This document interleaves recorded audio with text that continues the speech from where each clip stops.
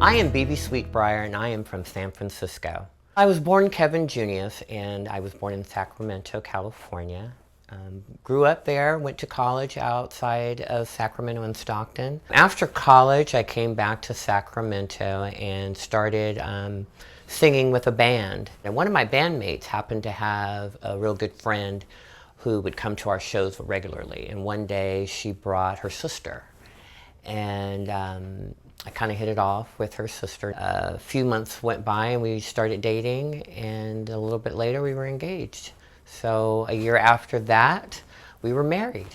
It all seemed to be wonderful and to be the life that I think most people would want to have, a loving wife and loving kids, but something was missing for me, and that was because I realized that I was actually gay.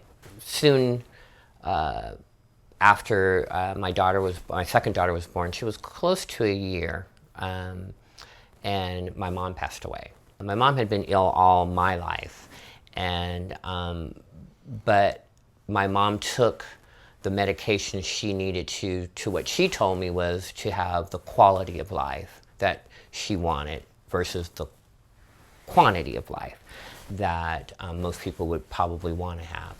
And so I thought about that a lot after she passed, as far as like the quality versus the quantity, and what did I want that quality to be. And that quality for me meant for me to be able to be happy and to be authentic. I had a discussion with I remember this almost vividly, really, as if it happened yesterday.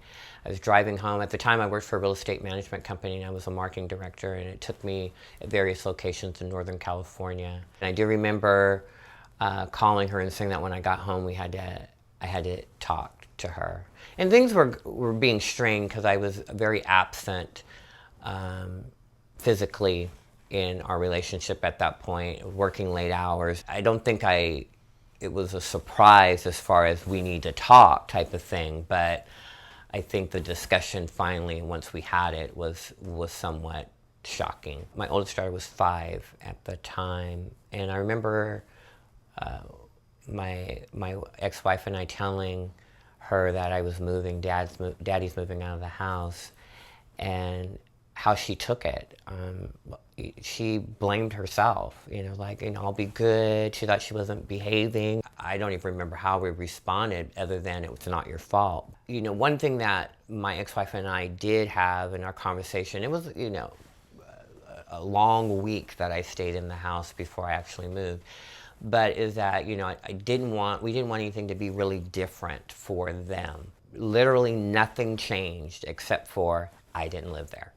I had the kids every weekend. I lived in Sacramento for about 6 months after we split, and then a job opportunity with the current company, the company I was working with, came up for me to move to San Francisco. We made it work. I drove up every Friday to pick up the kids and then drove them back every Monday morning. I knew there would probably be a time when I would have to talk to my kids about, who their dad really is and who their dad chooses to love or, wants to love.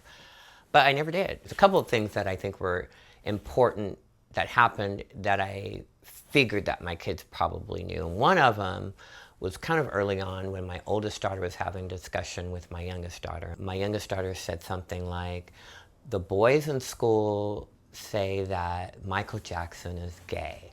My oldest daughter says, well, do you still like his music? And my youngest daughter said, yeah. And she goes, well, are you still going to ask Mommy and Daddy to buy his music for you? And she's like, yeah. And then she goes, well, then what difference does it make, And I'm like, okay, well, my work is done here, it isn't a big deal. And maybe I shouldn't make it a big deal. And then the other time that I'm sure they realized was when I developed BB Sweetbriar. And I had started doing drag out of my church.